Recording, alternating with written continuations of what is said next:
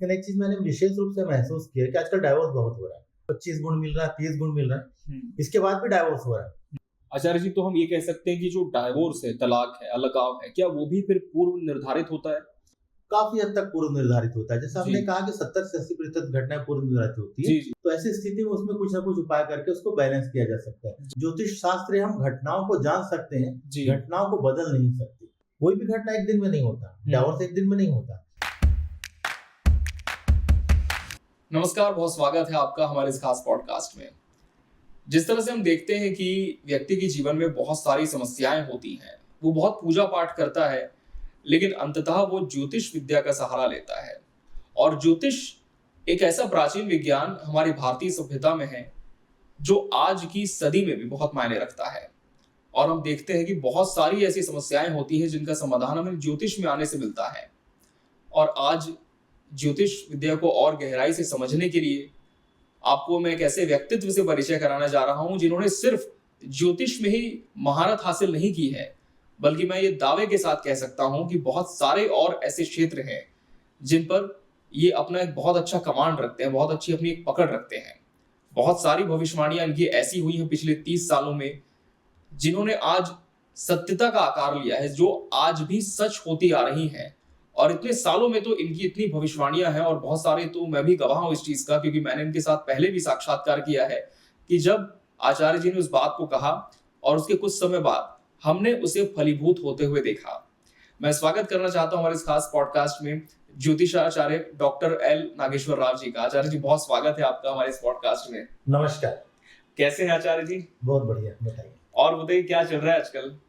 आजकल मैं एक चीज महसूस कर रहा हूँ जी। कि बहुत सारी चीजें तो जीवन में होती रहती है लोगों की, जी लेकिन एक चीज मैंने विशेष रूप से महसूस किया कि आजकल डाइवोर्स बहुत हो रहा है। जी जी जी। विशेष रूप से देखते हैं कि लोग ऐसा कहते हैं कि हम कुंडली मिलान करके शादी करते हैं, और अच्छे हाँ। बड़े बड़े परिवार के लोग आते हैं, जी। हमने कुंडली मिलाया, 25 गुण मिल रहा है, 30 गुण मिल रहा है, इसके बाद भी डाइवोर्स हो रहा है। तो ऐसा क्यों हो रहा है? अक्सर इस बात को लेकर हमने पिछले 1-2 सालों में देखा कि ऐसी घटनाएं बहुत ज्यादा बढ़ गई, बहुत ज्यादा। और ये कुंडली मिलान पर ही मैं जैसे शुरू करूँ आचार्य जी, तो अक्सर ऐसा होता है कि जब भी कोई रिश्ता तय होता है तो सबसे पहले वर पक्ष और वधु पक्ष के लोग कुंडली मिलान करते हैं, गुण देखते हैं कि कितने गुण हमारे मिल रहे हैं, और उसके बाद एक रिश्ता पक्का होता है।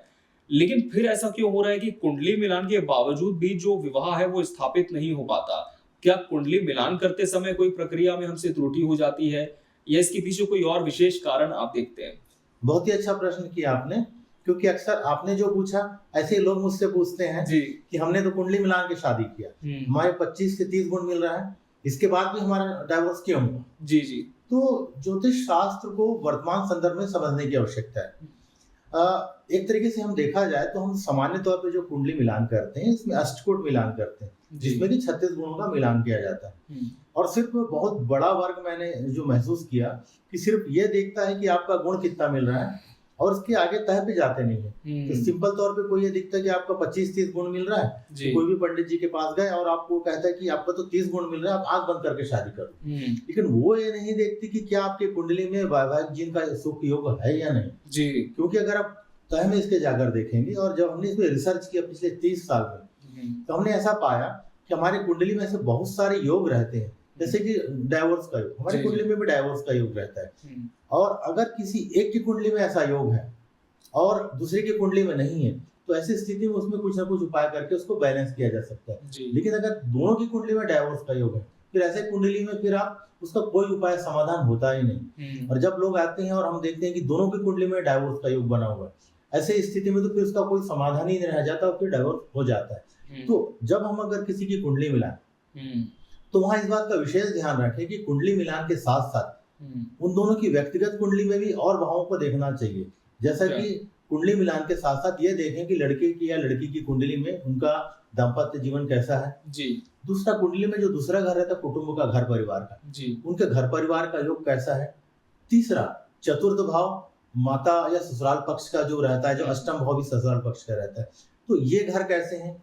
संतान का घर कैसा है, क्या शादी होने के बाद संतान में कोई दिक्कत तो नहीं आएगी, क्योंकि ये छोटे छोटे कारण जो रहते हैं आगे जाके वैवाहिक जीवन को बिगाड़ देते हैं। तो अगर हम कुंडली मिलान के साथ इन सारी चीजों पर अगर अध्ययन करें, तो हम काफी हद तक देखेंगे कि इसका समाधान हो जाएगा। और जब पहले से ही आप चीजों को समझ लें, तो उसका समाधान किया जा सकता है। क्योंकि जैसा अगर किसी का एक्सीडेंट हो गया, पैर टूट गया, अब आप लाकर कहोगे कि इसको पूरी तरीके से जोड़ दो, तो ये संभव नहीं। जी तो घटना के पूर्व अगर पहले से कुंडली मिलान को आधुनिक संदर्भ में करने की आवश्यकता है। अष्टकोण मिलान अपने ठीक है, हमारे पूर्वजों ने, ऋषि मुनियों ने जो बनाया वहाँ एक हद तक वो ठीक है, जी लेकिन आज के संदर्भ में उसमें काफी ज्यादा शोध की आवश्यकता है। और मैं ऐसा कह सकता हूँ कि हमारी संस्था श्री शारदा महाविद्या, जी जी जिसके माध्यम से हम ये काम कर रहे हैं, हम लोगों ने काफी इस क्षेत्र पे काफी ज्यादा काम किया है जी और हजारों की तादाद में हमारे पास ऐसे केस हैं जहाँ पूर्व में ही लोगों को सलाह देते हैं कि आप इस जगह पे विवाह कर रहे हैं तो देख समझ कर करें। जी और उसके बाद हमने देखा कि इसमें काफी सार्थक परिणाम हमको देखने को मिलते हैं। जी आपने जो संस्था का नाम बताया जो आप संचालित कर रहे हैं, इसके बारे में बताया आचार्य जी कि किस तरह से लोगों को इससे लाभ हो रहा है और इस विषय पर रिसर्च में आपने क्या पाया है? सबसे पहले तो मैं ये कहूंगा कि ज्योतिष शास्त्र हम घटनाओं को जान सकते हैं, जी घटनाओं को बदल नहीं सकते, बदला नहीं जा सकता। बदला नहीं जा सकता, बदला जा सकता है लेकिन एक सीमित दायरे में बदला जा सकता है। जी तो सबसे पहले तो हमें ये कोशिश करना चाहिए कि घटना के पहले ही चीजों को समझ लें। ठीक है, प्रकृति ऐसा कहता है कि जो घटना होना है होगा, लेकिन हमने ऐसा पाया कि अगर समय से पहले अगर आप किसी चीज को देख लेते हो, समझ लेते हो, और उसमें सबसे पहला जो पहलू आता है जब हम किसी की कुंडली देखते हैं, जी तो उस जातक के कुंडली में ये पहले से बताया जा सकता है कि इसके वैवाहिक जीवन में बाधा आएगा या नहीं आएगा। जन्म के समय से जब आप जी। छठी में पत्रिका बनवाते हैं, कई लोग छठी में बनवाते हैं, कई लोग 2, 4, 5 साल में बनाते हैं। तो जब कोई पत्रिका बनाते हैं तो पत्रिका में ही क्लियर हो जाता है कि इस व्यक्ति के जीवन में कौन कौन से पार्ट अच्छे रहेंगे, कौन से बुरे रहेंगे। तो उसमें बहुत स्पष्ट ये पता चल जाता है कि आपके इस जीवन में वैवाहिक जीवन पूरी तरीके से प्रभावित रहेगा। तो कई बार हमारे पास जब ऐसा योग आता है और जब शादी के लिए लोग कुंडली मिलाते हैं जी। या जब गाइडलाइन के आते हैं, तो हम उनको पहले ही कह देते हैं कि आपके जीवन में ये क्षेत्र बहुत ज्यादा बिगड़ा हुआ है, तो आपको इससे संबंधित निर्णय सोच समझ कर लेना चाहिए। जी जी मैं दूसरे रूप में कह सकता हूँ कि हमारे देश के ऐसे बहुत सारे सेलिब्रिटीज हैं और बहुत बड़े जो राजनेता भी हैं जी जिनकी कुंडली में वैवाहिक योग था ही नहीं। अच्छा जी, तो अगर उस कुंडली में आप किसी को पहले ही ये बता दो, और जी। मैं ये प्रयास करता हूँ श्री शारदा महाविद्या के माध्यम से जो हमारी संस्था जी, के जी। पास आते हैं, मैं उनको पहले ही बताने की कोशिश करता हूँ कि इस जीवन में ये पार्ट बुरी तरीके से बिगड़ा हुआ है। तो अगर आपको विवाह करना है तो बहुत सोच समझ के करना होगा। लोग क्या करते हैं कि कई बार हमने ऐसा पाया कि कोई अच्छा लड़का या लड़की देखें, पेरेंट्स अक्सर ऐसा करते हैं, उस स्थिति में वो आते हैं तो वे बोलते हैं कि हमें इस लड़की से हमें बहू बनाना है, जी, इसे हमें दामाद बनाना है। हाँ। पंडित जी ऐसा कुछ करो, कैसे भी मिला दो और ये शादी आप हो करवा जाए। दो जी लेकिन मैंने कई बार ऐसा कहा कि आप ऐसा करके बहुत बड़ी भूल कर रहे हो। तो जब तक प्रॉपर कुंडली नहीं मिलता और कुंडली के विस्तृत विश्लेषण आप नहीं कर लेते, जी इसलिए कई बार ऐसा हुआ हमारे पास कि लोग कुंडली मिलाने आए और हमने उनको मना किया कि ऐसे आपकी कुंडली में बहुत दिक्कत हो रहा है, या तो अगर उपाय कर दो, कुछ सार्थक उपाय करो। जी तो लोग शादी कर देते हैं और बाद में अक्सर हमने देखा कि 6 महीना, किसी का तो 1 महीना भी शादी नहीं चला। ऐसे बहुत सारी घटनाएं हुई जहाँ पर 1 महीना भी शादी नहीं चला और आगे डाइवोर्स हो गया। तो ऐसे स्थिति में हम ये कर सकते हैं कि कुंडली को सही ढंग से मिलान करें जी और उसके लिए आपको किसी विशेषज्ञ के पास जाना होगा। सामान्य तौर पे जो पुरानी पद्धति है जिसके माध्यम से हम जी। अष्टकोण का मिलान करते हैं, सिर्फ उस पर भरोसा ना करते हुए दोनों की कुंडलियों का व्यक्तिगत विश्लेषण करें। और जैसा मैंने आपको पहले कहा जी कि हम बहुत पहले देख सकते हैं, जन्म के समय से देख सकते हैं कि इसके जी। जीवन में नौकरी में दिक्कत आएगा या शादी में दिक्कत आएगा और किस स्तर पे दिक्कत आएगा। अगर हमने इसको समझ लिया और उसके अनुरूप आपने अपने जीवन ढाल लिया, क्योंकि मैंने जो सीखा है समझा मेरी इस विद्या में, जी हमारा ये जो जीवन है पूरा हमारा प्रारब्ध पे आधारित है। तो प्रारब्ध में के अच्छे बुरे कर्म इस जीवन को हमें प्रभावित करते हैं। जी जी तो प्रकृति आपसे जैसा चाहती है उसके आधार पे अगर आप समझ कर करेंगे तो आप काफी हद तक अपनी समस्याओं से समाधान स्वयं ही पा सकते हैं। आचार्य जी, तो हम ये कह सकते हैं कि जो डाइवोर्स है, तलाक है, अलगाव है, क्या वो भी फिर पूर्व निर्धारित होता है? काफी हद तक पूर्व निर्धारित होता है। जैसे जी। हमने कहा कि 70 से 80% घटनाएं पूर्व निर्धारित होती है, जी जी लेकिन उसमें एक हद तक बदलाव किया जा सकता है। जी जैसा हम उपायों के माध्यम से घटना के स्वरूप को कम या ज्यादा कर सकते हैं, घटना के स्वरूप में आप बदलाव ला सकते बदलाव हैं। ला सकते तो हैं। आपको अपना एक सार्थक प्रयास करना चाहिए, क्योंकि दूसरा हमारे शास्त्रों में क्या है कि आप अपने कर्म से भी अपने जीवन की दिशा को बदल सकते हैं, कुछ हद तक बदल सकते हैं। जी ठीक है, बदलने में एक दायरा है, लेकिन उस दायरे में जाकर आप उसको बदल सकते हैं। तो आपका पहला प्रयास होना चाहिए कि जो भी गलती प्रारब्ध में पूर्व जन्म में हो गई, लेकिन इस जी। जन्म में हम उसे सुधार सकें। बिल्कुल। और अगर आप प्रयास करते हो और सार्थक प्रयास करते हो तो उसमें बदलाव लाया जा सकता है। जिस तरह से हम देखते हैं कि कई बार मांगलिक दोष की भी बहुत चर्चा होती है, तो क्या ये भी कुंडली मिलान के अंतर्गत ही विषय आता है आचार्य जी? बिल्कुल, मांगलिक एक बड़ा पक्ष है और जी। लोग इसको बहुत ज्यादा हाईलाइट कर दिए। हाँ लेकिन सिर्फ एक मंगल दोष ही काफी नहीं है। अच्छा। सिर्फ मंगल को कारण अक्सर हम देखते हैं कि बहुत सारे लड़के या लड़की की कुंडली बहुत अच्छी होती है। जी जी और मंगल चूंकि रक्त का कारक है, आपकी इम्यूनिटी का कारक है, पावर का कारक है, तो जो भी मांगलिक होते हैं काफी एक्टिव होते हैं। तो ऐसी स्थिति में अगर किसी की कुंडली मांगलिक है तो लोग स्वयं पहले हाथ खींच लेते कि नहीं मांगलिक है, हमें इससे शादी नहीं करना, लेकिन ऐसा गलत है।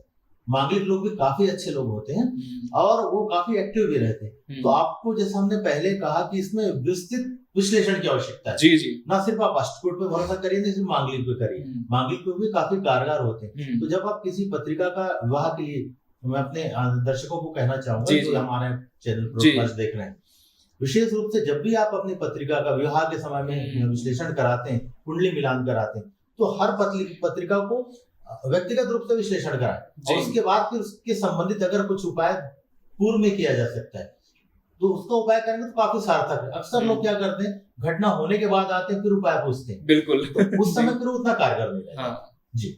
जिस तरह से आपने अष्टकूट मिलान की चर्चा की है आचार्य जी, तो क्या विवाह पूर्व इसे करवाना बहुत सार्थक होता है, हम कह सकते हैं? देखिए, प्रारंभ से ही, पूर्व से ही हमारे संस्कृति में ऐसा चला है कि विवाह पूर्व कुंडली का मिलान किया जाता है।